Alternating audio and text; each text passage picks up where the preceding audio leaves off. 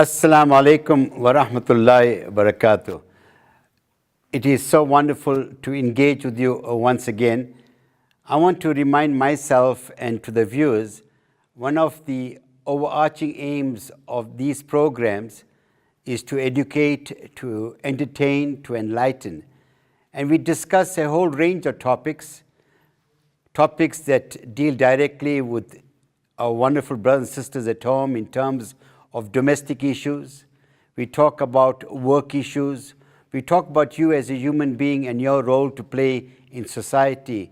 And of course, we do not forget and to remind ourselves of our respective religious duties. And today, alhamdulillah, we're going to talk about this particular topic. To some of you, we say, my gosh, I'm so excited. To another person, he says, I don't think I'll ever embrace this. But to a person who wants to progress, perhaps he would view it with open eyes. Today, we're going to talk about digital commerce. Suleiman, I want to ask you this question first. Right, we are living at a time when internet came about and it helped with social interaction. Then people went into e-commerce, and now they're talking about digital commerce. To the viewer, how can you define what is digital commerce so that he would understand? If one translates digital commerce today, the simple thing would be that I can always refer to is that most people today would do commerce, for example, in terms of going on to Bird or Buy, going on to Amazon.com, and it shows you that the world has now moved on in a different evolution. And digital commerce now not only takes the technology that was traditionally there, which was the old IT world, but it now brings operations technologies, which are actually moving into the production side and brings it all together. So if you take, for example, your motor vehicle today, and some of the latest vehicles that you have today are as intelligent as that if you are driving a Mercedes, for example, and if you're on this particular road and trying to achieve your destination, on your engine management system, if it picks up a particular problem, the engine, without you even knowing it, will automatically communicate with a cloud computer at Mercedes-Benz and be able to tell you there's a problem on the third piston. That information will then geolocate you in your vehicle, and if you're driving down to Durban, when you'll get a call from the garage in Maritzburg in your car telling you that, Mr. So-and-so, there's a problem on your vehicle, please come into bay number 3 at the Mercedes garage without you even interacting. So if you look at the technology world and the way we engage, the way we interact, it's now coming into the commercial world in the way you do it. So for example, in various countries like Nordic countries today, when you have a refrigerator, whatever items you are putting into your fridge and you're taking it out of your fridge, it automatically subtracts or adds that equipment coming in. And the shopping list will then get generated between your refrigerator and your pantry directly to your local grocer. So that is digital commerce. It has a different way of working and communicating for you as a consumer. And then if you're a business and managing your business, so for example, large stores today, like your Pick n Pays, your ShopRite, your Massmarts, as the goods are going out and as you're telling them, previously you had to go to a counter and, for example, be able to barcode every single document or every single article that you took through. Not anymore. Today you can take a basket of goods and essentially walk out and you'll have the new zones that we have, Wi-Fi zones that will automatically be able to tell you exactly what your basket is if you're still going to the shop. But today you don't even have to commute to that particular shop. You can order all of this thing online, and we are now moving towards a predictive world where we can have this. So the digital world has got multiple facets that has moved us into a predictive world, into a world which is more intuitive, rather than you just focused and working on in terms of being able to say where the technology sets in and how we drive it. I must say, that was a mouthful. It's mind-boggling, and I have no idea, really. But the point that you make, and something perhaps, I want you to respond to this, the emphasis on technology and operational systems and so on and so forth. Do you think the human element is being diminished? Yeah. So first of all, let me thank you to part of this event. And yes, so for me, the digital is a very basic term. It's like from physical, the books and all, it is converted into a computer data, which is a digitalization. So physical, earlier you should touch the book. Now it's a digital, you cannot touch the digital. But it is currently the digital data has become so much powerful that you need to have anything and everything is going inside without your knowledge also. So if suppose today I say that I don't want to be digitalized, no, there is no option. You have to be digitalized because your information and everything is going there. Now the thing is, human element, yes, it is little bit coming down from this thing. Because earlier I used to go to the shop, I used to buy it and everything. Today, without my knowing, right, the things comes to my home and say that your fridge is empty. Here is the things which is missing in it. So to say I go to the shop, before getting into it, I get a message saying that here is the discount, you like this product. And I actually like this product. So that's how the digital is done. So it's like human element has gone now. So currently everything is a digitalization. You know what, I came across this one particular incident and it was mind-boggling. There is a particular chain of stores in America, right? And they are able to understand the profile of the customers. They know exactly how you order. They know exactly what kind of items they promote with you. And this particular father was very disturbed that why are they promoting baby products? And he got quite agitated, very, very upset, So when they looked into the system, unbeknown to the father, his daughter was expecting a child. You know the story, right? Yes, and then they realized, what I'm saying to you, it's incredible, right? I mean, it's fascinating, this world, right? But Mobeen, coming to you, right? The idea about we are living at a time when you have individuals who say, you know what, well, I do my business this way, I'm happy, I do not want to get into that world. But the point that is made here, whether you like it or not, the digital world would embrace you. How do you respond to that particular individual? I think we must remember what the email did to the post office. And there are many things that are coming that are going to do the same thing. You find that cryptocurrency may do to money exactly what the email did to the post office. So you have to embrace it, as Paresh is saying. You cannot shy away from it because everything we do requires technology. If you're going to need to apply for a visa, you're going to use technology. Whatever you require today needs technology, and if you're not going to embrace it, we're going to find ourselves far down the pecking order. Okay. So if you take artificial intelligence, many people would want to sort of like have got different interpretations of it. And when you talk about the intuitive or predictive world, that means you are using the machine learning or machine thinking in terms of this process. So when you talk about being predictive and being able to understand how often have you picked up your phone, whether it's Android or an iOS, and you would have noticed, so about 3 weeks ago, I took my car in for a service. Automatically, it came back, and the phone came back and told me, you took your car, parked it 7 kilometers away from your home, and on that particular day, it noticed that I don't park my car in the same place. When you wake up in the morning, it tells you on your journey, on your phone, it's telling you that your traffic pattern is this. You did not even program your phone to know this. So it has a learning pattern that automatically picks up what you are looking at, what you are seeing, where you are driving to. It will automatically tell you 32 minutes to your workplace, 32 minutes to your home. So the phone, without you telling it, has already picked up these algorithms which then create a level of intelligence which then predicts where you want to go. Now, when you take that and you bring it into the commercial world, it then brings a completely different way of how you play, work, engage, interact, and deal with your world. So many traditional businesses are dying.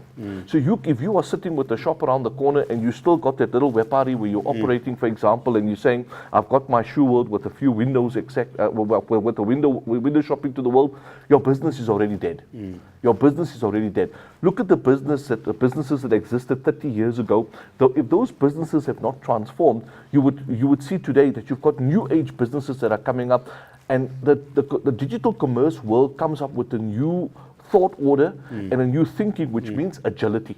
Everything needs to be agile. You need to bring a level of agile thinking in the way you work, you correspond, the way you do things. So that business, you need to be able to say, how do I take it and make it into a digital world? So if your particular site or your particular shop does not have a web presence, does not have an e-commerce portal in terms of driving it, you are then taking your business down the path of ruin.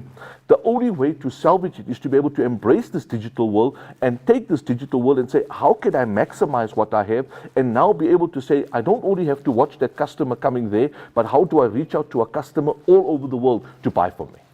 Yes, what can I say? Alhamdulillah. This has been mind-boggling, a real learning curve for many of us. And inshallah, in the next segment, we try to define what is digital commerce. In the next segment, we're going to speak about why we should embark on the journey, embrace this particular journey. Time is now. Time is now. You know, my brothers, having listened to what you are saying, really there is what you call an information explosion. And it disturbs me when people do not embrace it, do not look at the kind of changes taking around them, you know. That's why they say adapt or die. Now, the question I want to ask you, Sulaiman Bhai, is why should anyone embrace this? So the reality is this, and I think Paresh mentioned it, it's not a question of you engaging with it. The digital world is already engaging you. You're right. It's for you to be able to say, how do you get onto this bus and achieve that destination? That bus is going to go to the destination. Come hell or high water, it's going to get there. It's either for you to opt in or remain out. Now the reality is this, that if you, yes, we all know that Allah subhanahu wa ta'ala says Rozi comes from you. But Allah subhanahu wa ta'ala also says, and we understand through the process, that you have to tie your camel, then ask me to look after it. Correct, yes. The reality is this, you then need to be able to say that in this agility and where you want to go, how could we then embark on this particular journey? And I would like to give an example. So if you've got a small shop around the corner today and you are you are in the retail trade and you've been, for example, retailing shoes. If you want to now embark on this digital journey, how do you do it? So the first is you need to be able to understand that you're now no longer looking at the customer that's going to come and do a window shop into your world. You want to have a customer that must buy your shoe through that same interface that you use, which is that mobile phone, that watch that you have, where you engage with. You want to have that person needs to have the capability to buy the shoe from you and be able to come to you for a particular brand and shoe. So the way you now need to be able to think and say that if I'm going to come in and typically my mindset has been that I need to buy shoes and then I stock the shoes and then I sold it. The reality is that as a retailer, you were actually making money and you sunk the money in for the manufacturer. As a matter of fact, the manufacturer is supposed to pay you because you bought from him, you were storing it in there, and only when you sold it, it's there. So who made the most money out of the deal? It was the manufacturer and the wholesaler. Now the reality comes into you to say, okay, if I create a web presence or a digital presence on this particular issue, I can take the shoes, but a lot more shoes, okay, and catalog them in that particular way. And now I can make it available by then going onto various trading platforms and utilizing those trading platforms to then trade on my behalf. So if you take, for example, Shopify is a trading platform that's available where people can then log on to, and then you have virtual warehouses that can store your goods for you and within which you can transact. So you don't physically have to go and have these huge warehouses to start up that.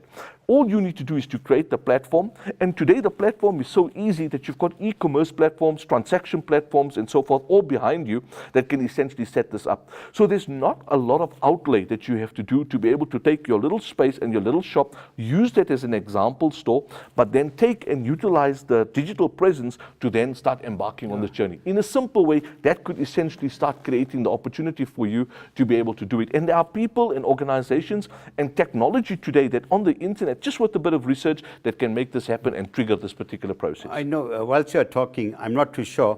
Paresh, I want to ask you this question. Do you think Amazon embraces that idea? Yes. So if you ask me, the Amazon was the first guy to understand this digital journey, right? Because what has happened, okay, let me come back again, right? That you have a physical store and physical selling and all. Right. They have a limitation. You cannot reach to anybody and everybody in the world. Right. So today what is happening, if you move everything onto the digitalization, right?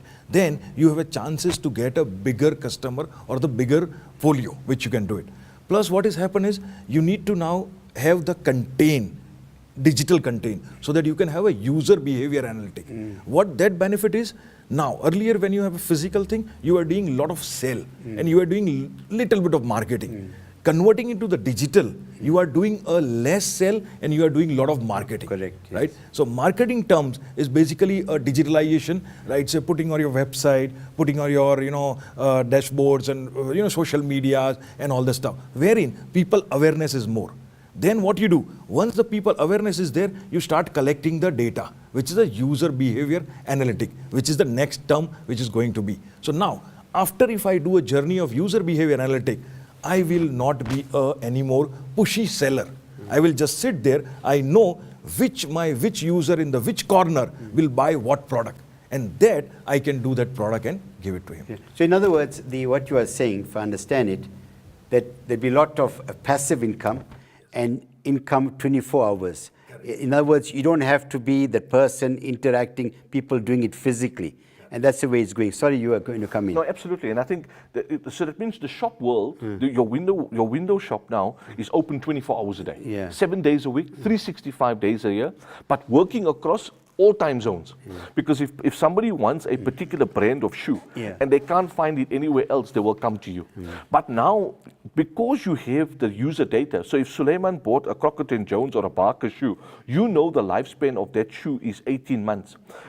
Already at 15 months, you can go back to Suleiman and said, you bought this shoe from me 15 months ago. I now have got similar shoes that have come up with this type of special. Would you be interested in terms of this? That means already proactively, you're already predicting that my shoe would come to an end, or I would want to be able to change that particular shoe, and you would then do that. You understand?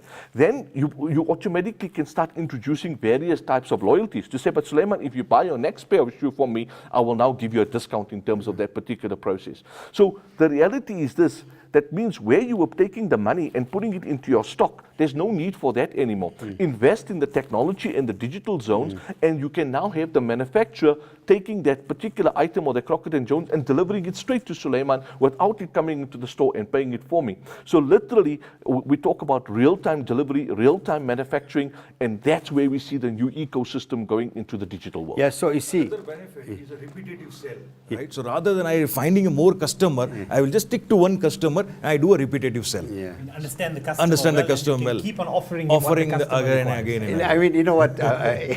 My father said to me, son, you never open a shop, you'll go bankrupt the first day. But now listening to your guys, really, it is very inspirational because they are, firstly, you're talking about shoes, it's something, a physical property, tangible, you can touch it. Then a book, for example, when people download it on Kindle, I mean, remember, that book, one book, but millions of people are, you understand? So, in other words, in terms of the investment you make is so minimal compared to a number of people benefit from it.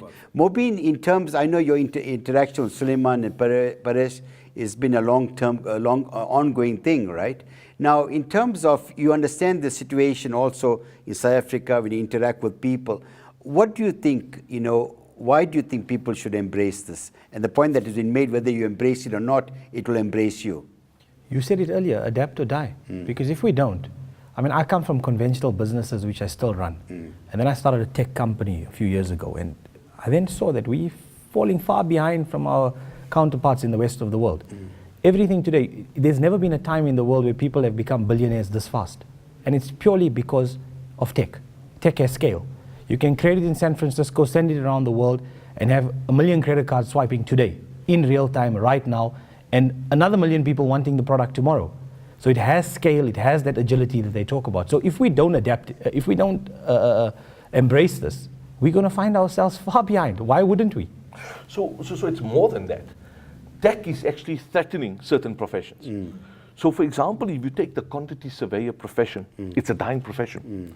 So if you take, for example, the digital technology, which is called building information modeling, this now has completely replaced what a quantity surveyor would do. A quantity surveyor would typically take a plan and then would work out the bill of quantities on this and be able to cost it. Not anymore. With the level of three-dimensional computing and drawings that you have today, the 3D diagram already with 4D layers that essentially sits on top of it automatically can tell you that you can point to a wall, in a corner of the wall, it will tell you you've got 2 bricks, so much of mortar, even the ironmongery in your door that needs to go in onto that level. So the quantity surveying profession, if if you have kids today, you should not encourage them to go into the quantity surveying profession.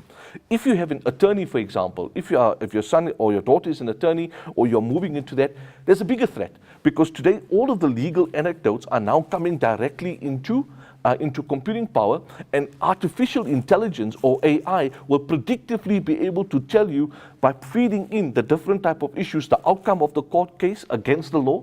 It will be able to tell you predictably in terms of what the different type of causes of action would be, in terms of where you want to go. So the whole level of what we understand in terms of the different professional world is transforming. There you have it. You know, someone might be sitting at home, they say we are waxing lyrical and talking about the positives, and we are so energized and passionate about it. Immediately after the break, I want to ask you, what are some of the challenges? Time is now. Time is now. Yes, in the earlier segment, we were waxing lyrical about digital, positive, energized, and it's quite clear, that your authorities on this particular subject. I mean, surely there are challenges. What are some of the challenges involved? Okay, the first of all challenge is, right, whenever there is a change, right, they comes with the challenges also. So now when you have a digital data, right, or the digital thing, right, the thing is people will again come there to theft that data. Okay, the challenge is being how you secure that data. Okay, so you have done all the automation, you have done all the data, collected all the data and everything. But there are the hackers or the people across the world who try to get the data out. First thing, either they want to prove themselves that they are a master in technology. That's why they thief that data. Correct, yes. Second thing is they want to take it and sell it away. Right. The third thing is it's like a big thing wherein they want to pull you down, and maybe they want to use that data for themselves for the beneficial purpose. Right. And the fourth is, you can say that the world war on the data itself now. Yeah. So it's a country level thing, right? So then these are the challenges, how you secure that data. That is the biggest challenge. Any other challenges you? So absolutely, I think the reality for me is that the one is the cyber world and the cyber issues and security issues that you have. I think the biggest issue is that you have to start somewhere. So the journey is, and we always recommend, it needs to be an incremental process. There's no way you're going to throw millions into this problem and try and have a quick result. You need to be able to stagger the process in terms of how you want to embark on your digital journey. So if we take that example of a case study of that little shop, by going on and having a web presence, by going on and starting with a social presence, by going on and having, for example, a LinkedIn, a Facebook process, automatically you've taken your particular business by just what we call the Pareto principle. Give the 20%, get the 80% impact. So if you achieve this, automatically without a lot of investment, you've already now opened up a whole new world horizon. The second is use the Pareto principle consistently in each and every single step to say, how do I then move and gear up my particular business? Now, part of that is smart negotiation. If you have, for example, the capability to work with your different people that are supplying you or from who you're working with, create an ecosystem by collaborating. Working on this particular collaboration will then allow you to share digital platforms and be able to embark onto that next journey. However, now, one of the critical things that I always foresee part of this challenges is that people are very, very scared and to move towards a level of adaptation. And part of that particular process is to take advice and learn from people that have done this journey. Learn in terms of being able to look at approach consultants in terms of advising you on this, and then take it forward on that particular level. My other issue that I feel that in terms of the digital journey, which is also critical that people should embrace very, very sincerely. If you do this, then do it properly, otherwise don't do it. You cannot basically be sitting and engaging on this thing and saying, like many of our businesses in South Africa are doing, many of them have invested a lot of money in terms of the technology, the hardware, and assuming. But they then went and found the cheapest resources, to then come and fulfill. And to me, it's a big issue. So when you have institutions that suddenly hit get hit with ransomware, get hit with these type of technologies, and then they start looking around to trying to understand, but how did I get knocked into this particular way where I've been cyber attacked, I've got ransomware on whatnot. Yes, you went in and brought in resources on the hardware and the software, but your people resources, you brought in people that are inadequate to be able to think at the macro level. You went and brought cheaply. So the issue is you pay peanuts, you're going to get monkeys. If you buy cheaply on the one side, you are essentially going to find yourself wanting. So many of our people in our businesses, unfortunately, because we try and operate like shop around the corners, we go for cheap resources, cheap skills and so forth. When the hit comes, it becomes so bad that unfortunately it's going to stagger your business. So bring in professionals to be able to do it, and it will help you take you on to another level. And sadly, we find that most of our Indian businessmen and Muslim businesses in South Africa, and maybe it's a very, very open critique, tend to believe that if they're bringing international resources at a cheaper and discounted price to the South African resources, they will find one thing. But the South African resources that are currently working in 99% of the corporates in South Africa are taking our corporates to a different level, whereas we're looking offshore for bringing in resources. And I think that's a sad trajectory why many of our people have had only bad illusions and bad examples of utilizing technology in their enterprises. I know if you're sitting here, you'll see the passion. And but the point I want to ask is this: in terms of give us an example of what you regard as a model company. Okay. Where they started off, how did they get there? Because the point Suleiman is making, the whole idea, if you do something, do it properly. There are no shortcuts, and excellence is a journey that you must pursue all the time. Correct. So if you ask me, there are few companies wherein I have come across with, and I am working very closely with them. That's what they have found out, that their budgets, they are having good budgets on the technology, but they don't have a budget on the security. But because it doesn't count security as a security, but security counts as an insurance. So either you take it, you don't take it, that's fine. But when it hits, the cost is like double or triple the things. So wherein certain companies are there which has just concoffed. After the attack, right, the company has never come up again, and it is like destroyed. These are the huge big companies. Now, the small companies are there who take this care, like say example, I used to work with a US company, India company, even South Africa company and all. Certain things are there wherein they first embark on the security thing. So they want to have a journey of technology, but they will put equivalent as a security in place of it. Plus, the people who are like the consultant and all, right, they are actually 80 to 90%, first they put the time on how to implement that project. And then it's a 20% wherein they actually implement the project. So where you do how, that you come with the technology, security, and everything into this thing.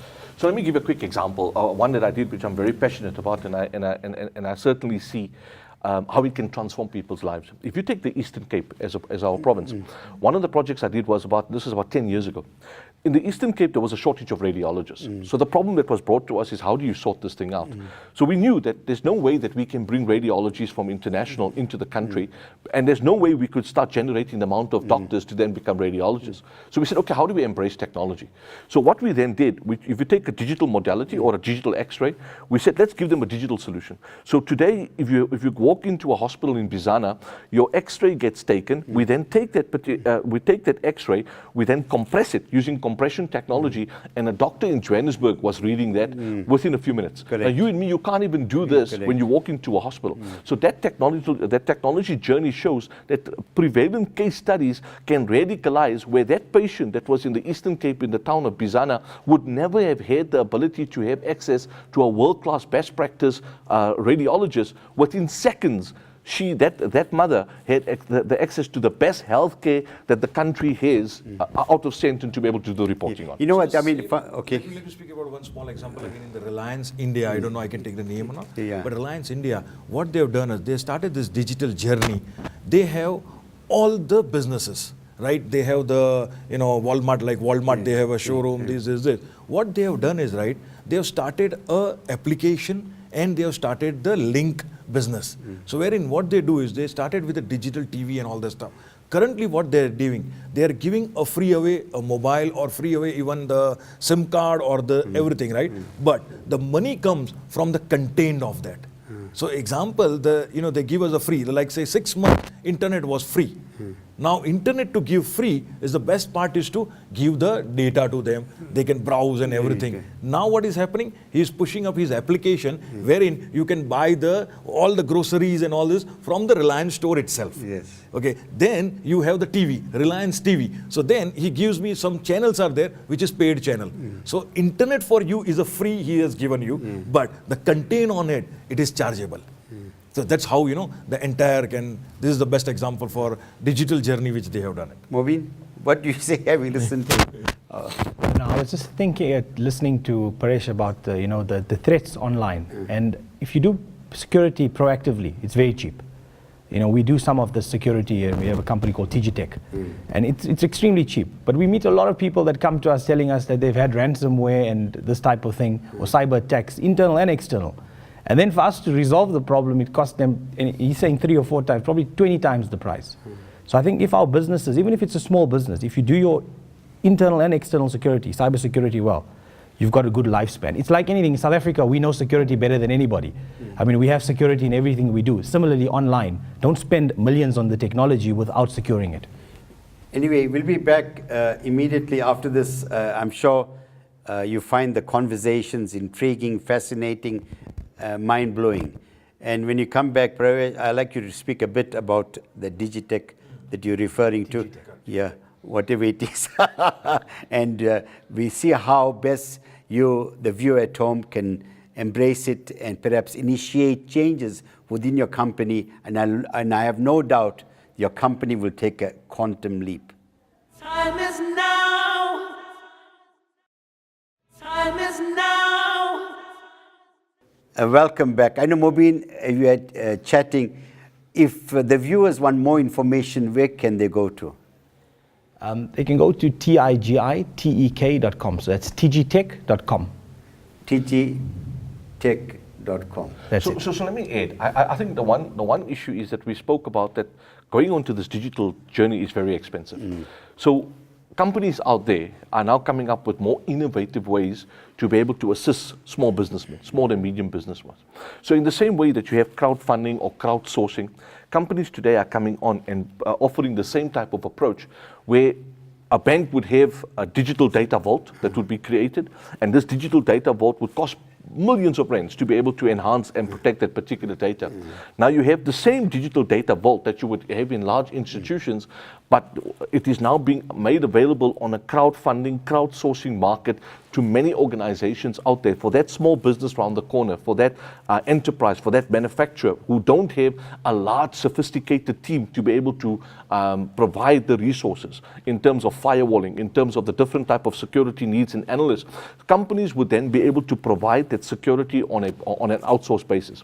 Similarly, you have companies that will provide you a digital journey and a complete portal where you can then take your shop and bring it onto like a Shopify platform. And you can approach organizations that the colleagues have been talking about to help you on this particular journey. And that means there is no reason why every small retailer, the commercial market, the upper commercial market cannot utilize the services of a group of branded professionals to then help you and give you the leverage to have the same world-class best practice infrastructure to launch your digital journey. And I think that's the positive of approaches that we have right now. Okay, so before, there are 2 points that come to mind, right? Yes. Having listened to all of you, the word impossible doesn't exist in the digital world, number one. Sure.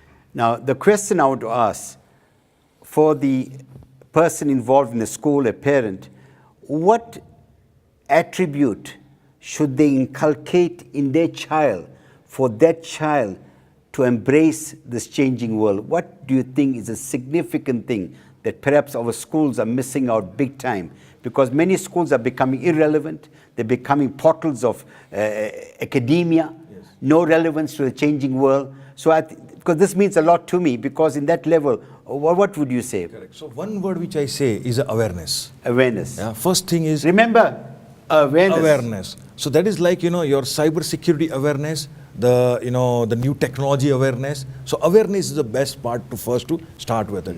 Then the second part is take a holistic view, not only just a small particular thing. So like say Suleiman told that the digital vault, right? So now what is happening? Digital vault is a heart of your business. If something is compromised, your entire business can go down. Now, how it compromise? It may be, your ransomware attack or something like that. So what we generally do is that the holistic approach means you have to secure your data or your, the company from inside also and from outside also. Because there is no one technology which can secure everything. There are the layers of the technology which you built it, and then the data vault is secure. So like there are some, this like Digitech, right? They provide a lot of different tools as in a layer wise. So it's like you can secure your internal data, you can secure from outside, then you can secure like journey. The data travels from one end to another. It has to be encrypted. So these are a different holistic approach which you have to take. So you were talking about education, and I think that's very close to our hearts. The reality is this, that we already as South Africa, we are currently about 7 years behind in the digital journey. So if we want to now embrace this, the key feature is our schools need to embrace technology. Even our madrasas need to embrace technology. It is shocking that you still see going to our madrasas today, they're still using the old booklets and kitabs in terms of being able to educate. Today, some of the technologies using artificial intelligence can teach the kids to read Quran with tajweed perfectly on a rote learning type of basis. You understand? So you've got different ways of technology that can enhance the learning experience and can essentially bring a different profuse views into it. Number two, our educational schools at this point in time are currently completely dependent on looking at the provincial education entity or the district office to try and guide them. But there's no reason why schools cannot fund and do this. So for example, if you take technical drawings today, if you take technical drawings and you still have your kids going onto a board and still using a ruler to be able to do that, that you are teaching the child, which is now 30 years ago processes. Your school is supposed to have computer-aided design technologies that are in there that we can do. And we can help facilitate that for you. Because there are companies globally today that are prepared to give software to schools at virtually at cost, because they want to help enhance that if those kids use these particular technologies, they will then become licensed users of the technologies when they qualify. You understand? In the same way, if you use Microsoft when you're a kid, when you leave school, you'll be so Microsoft attuned, you don't want to use any other software, hence it's in there. So the opportunity now presents itself that as headmasters, as educators, that if you've got educants, you need to be able to give them the tools of the trade. The learning content today must not just be what you're regurgitating. It needs to be something that's formative, that's something that's given in chunks, but in a digital chunk that can essentially then embrace them. And it should not only be when the kid is coming into grade 6. We should start this journey already at grade 3 and 4 so they get exposed to this process. At the point that is... Okay. So there is one live example which I can give you, which I have done it in India. We have an NGO. So now the cyber security or the awareness or education, I have talked about the MNCs and multinational and on, but now I'm talking about from the human angle or something. We have a wildlife conservative trust in India, which only do this Save Tiger and all this stuff. And it has been funded by one of the guy from the DSP BlackRock, Hemendra Kothari. He not only fund for wildlife conservative, he's fund for the entire ecosystem, which is Hemendra Kothari Foundation and all. Task is, you save the tigers, then you save the people who are staying inside the forest. We try to educate them and move outside. So we went and did a schooling for them. So 222 or something school I have visited personally, and we embarked them onto the journey of digital. We have given them the pads. First we have enabled them with the Wi-Fi. Okay, in the jungle, I'm talking about the purely in the jungles. We have enabled them with the Wi-Fi. We have given them the iPads, and now the student there and the teachers there have all the data, content data on their pad. And then we slowly move them outside the jungle so that they have their ecosystem of food and eat, and they can job and all the stuff. And that's how the collusion between the animal and the human is out. This is the actual example of this thing. I can say that in our discussion, it was far from exhaustive. It was the tip of the iceberg. The critical thing is this, Gardner speaks about multiple intelligences. And I like to believe they're considering digital intelligence as one key factor. It is not by chance that when someone did this particular survey of children between the ages of 3 and 5, 95% tested creative geniuses. But as time went by, the percentage went down to 32%, and to adults 2%. In what they've said, parents and schools have killed creativity. And from what I've heard from our brothers over here, that creativity is an integral part of this, that there's so much to learn. Let us do not become irrelevant. You can change your particular store into a dynamic store, a virtual store, a real store in essence, where you'll be able to reap the benefits far longer than you ever envisioned. This is Idris Khamisa saying, Assalamu alaikum wa rahmatullahi wa barakatuh.